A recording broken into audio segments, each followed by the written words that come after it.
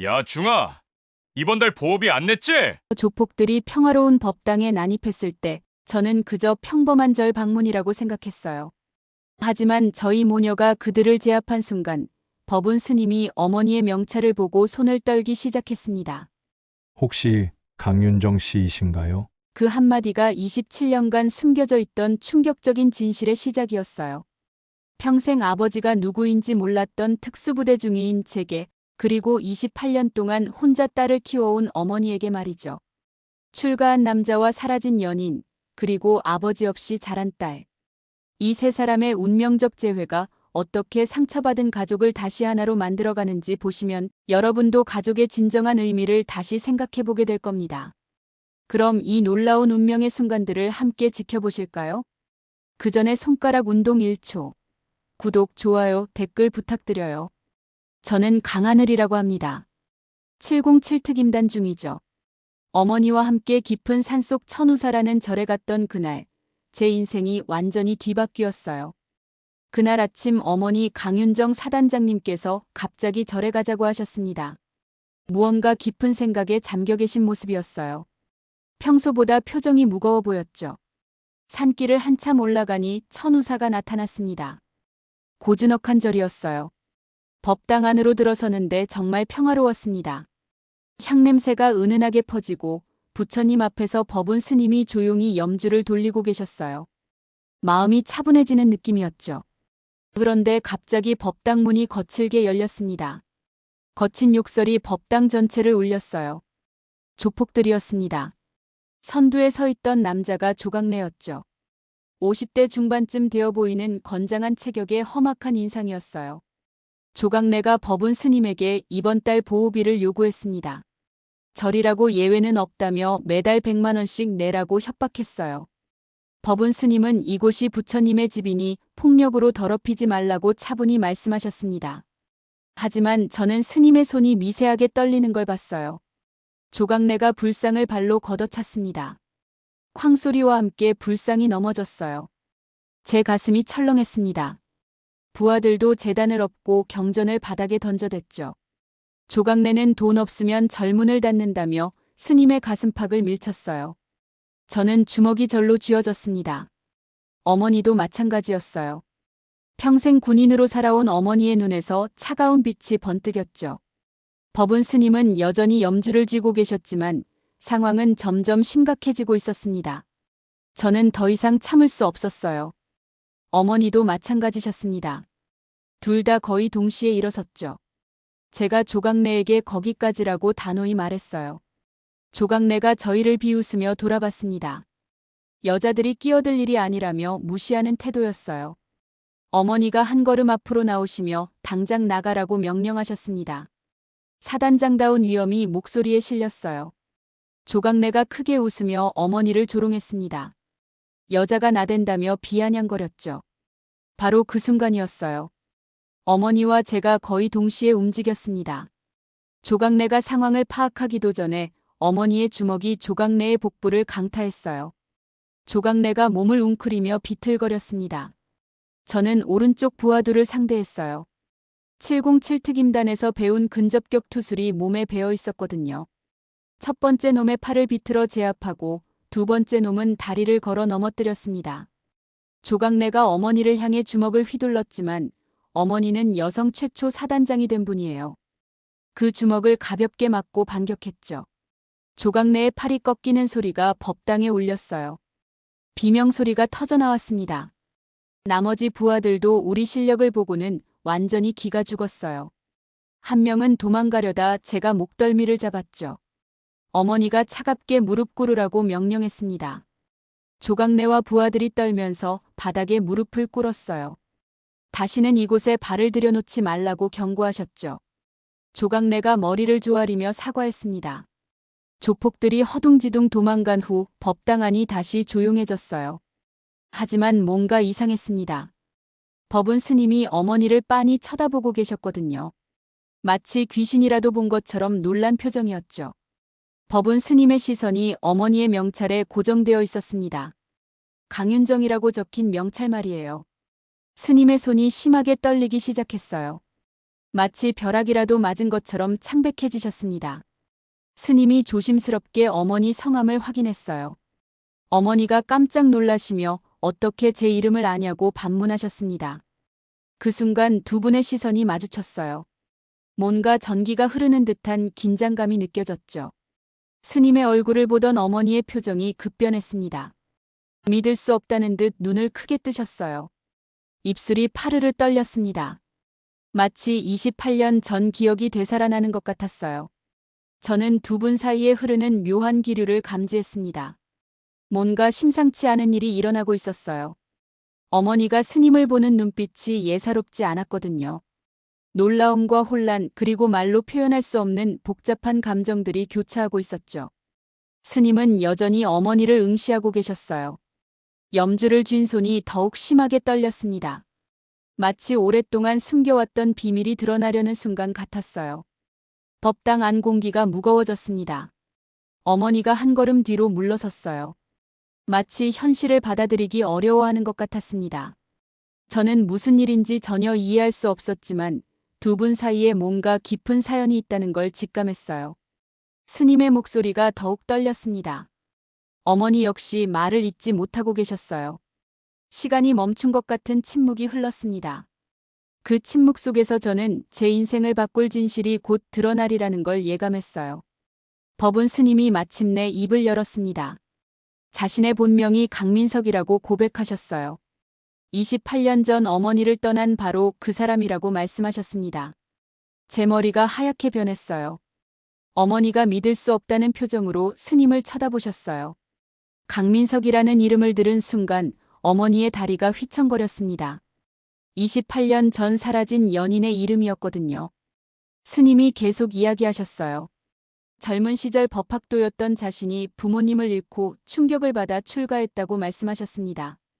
그때 어머니가 임신하신 줄 모르고 떠났다고 고백하셨어요. 제가 그 말을 듣는 순간 온몸에 소름이 돋았습니다. 어머니가 28년 동안 혼자 저를 키우신 이유가 드러나는 순간이었어요. 제 아버지가 바로 눈앞에 있었던 거였습니다. 어머니가 오열하기 시작하셨어요. 28년 동안 혼자 아이를 키웠다고 아버지 없이 하늘이를 길렀다고 말씀하셨습니다. 목소리가 떨리고 계셨어요. 그동안 얼마나 힘드셨을지 생각하니 제 가슴이 찢어질 것 같았습니다. 스님도 충격에 빠지셨어요. 자신에게 딸이 있었다는 사실을 처음 알게 된 거였습니다. 저를 바라보는 스님의 눈에서 눈물이 흘렀어요. 27년간 모르고 살았던 딸과의 첫 만남이었죠. 저는 말문이 막혔습니다. 평생 궁금했던 아버지의 정체가 밝혀진 순간이었어요. 그것도 스님이라니. 받아들이기 어려운 현실이었습니다. 머릿속이 복잡했어요. 어머니가 왜 지금에서야 다시 만나게 하냐며 원망하셨어요. 28년 동안 혼자 감당해온 모든 것들이 한꺼번에 터져나오는 것 같았습니다. 스님은 죄송하다는 말밖에 할 수 없으셨어요. 저는 이 모든 상황이 현실인지 꿈인지 구분할 수 없었습니다. 아버지를 찾아 헤맸던 어린 시절의 기억들이 떠올랐어요. 그 아버지가 바로 여기 있었다는 게 믿어지지 않았죠. 저는 도저히 그 자리에 있을 수 없었어요. 너무 복잡하고 혼란스러웠습니다. 아무 말 없이 법당을 나갔어요. 밖에 차가운 공기가 제 뺨을 스쳤지만 머릿속은 여전히 뜨거웠습니다. 평생 아버지가 누구인지 궁금해했어요. 어머니께 물어봐도 항상 피하셨거든요. 그냥 둘이 잘 살면 된다고 하셨죠. 하지만 저는 늘 궁금했습니다. 왜 아버지가 없는지, 어디에 계신지 말이에요. 절마당에 앉아서 하늘을 올려다봤습니다. 구름이 천천히 흘러가고 있었어요. 제 이름이 하늘인 이유를 어머니께 물어본 적이 있었습니다. 하늘처럼 넓고 자유로운 사람이 되라고 지으셨다고 하셨죠. 그런데 지금 생각해보니 다른 의미가 있었을 것 같았어요. 혹시 아버지와 관련된 의미는 아니었을까요?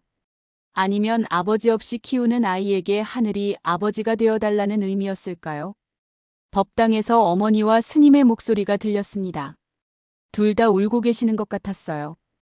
28년 만의 재회였으니 얼마나 복잡한 감정이 들겠어요. 저도 마찬가지였지만 말이죠.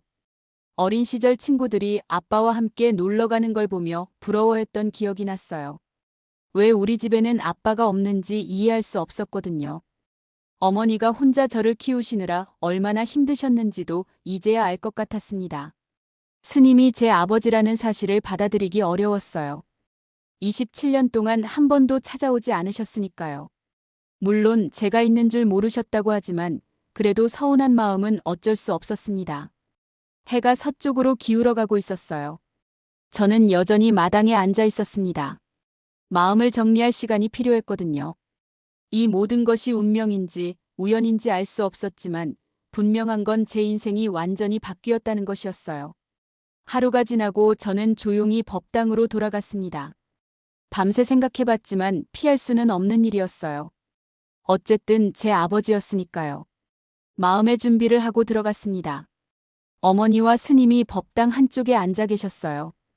둘 다 밤새 우셨는지 눈이 빨갛게 부어 있었습니다. 저를 보시고는 안도의 표정을 지으셨어요. 제가 돌아올 때까지 기다리고 계셨던 것 같았습니다. 세 사람이 함께 차를 마시며 앉았어요. 어색한 침묵이 흘렀습니다. 무슨 말부터 해야 할지 모르겠더군요. 스님이 조심스럽게 차를 따라주셨어요. 손이 여전히 떨리고 계셨습니다. 어머니가 먼저 말문을 여셨어요. 28년 전 이야기를 천천히 해주셨습니다. 어떻게 혼자 저를 낳고 키우셨는지, 얼마나 힘드셨는지 말씀해 주셨어요. 군대에 들어간 것도 저를 키우기 위해서였다고 하셨습니다. 스님도 자신의 이야기를 들려주셨어요. 부모님이 조폭들에게 폭행당해 돌아가신 후 충격을 받아 출가하게 되었다고 하셨습니다. 그때 어머니가 임신하신 줄 모르고 떠났다며 죄송하다고 거듭 사과하셨어요. 저는 두 분의 이야기를 들으며 복잡한 마음이었어요. 원망하고 싶은 마음도 있었지만 각자의 사정이 있었다는 것도 이해할 수 있었습니다. 특히 스님이 부모님을 잃고 받은 충격이 얼마나 컸을지 생각하니 마음이 아팠어요. 스님이 저에게 조심스럽게 말씀하셨습니다. 늦었지만 진심으로 미안하다고, 딸이 있는 줄 알았다면 절대 떠나지 않았을 것이라고 하셨어요. 목소리에 진심이 담겨 있었습니다. 저는 그 말을 들으며 마음이 조금 누그러졌어요. 완전히 용서할 수는 없지만 그래도 아버지의 진심은 느낄 수 있었거든요. 차를 마시며 우리 가족의 복잡한 이야기가 조금씩 정리되어 가고 있었습니다. 어머니도 스님을 보며 예전만큼 원망스럽지 않다고 말씀하셨어요. 이제는 그냥 다 지난 일이라고, 중요한 건 앞으로라고 하셨습니다. 세 사람 모두 조금씩 마음이 열리고 있었어요. 며칠이 더 지났습니다. 저는 스님을 완전히 용서하지는 못했지만 그래도 왜 그런 선택을 하셨는지는 이해할 수 있었어요.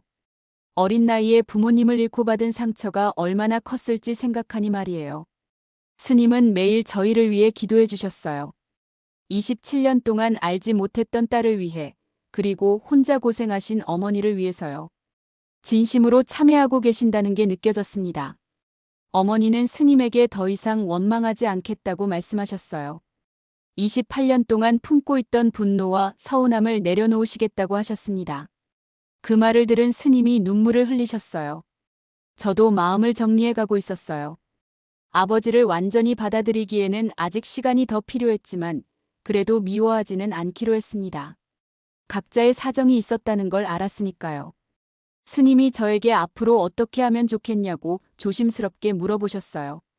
저는 천천히 알아가면 된다고 대답했습니다. 27년 동안 비어있던 자리를 하루아침에 채울 수는 없지만 그래도 노력해보자고 말씀드렸어요.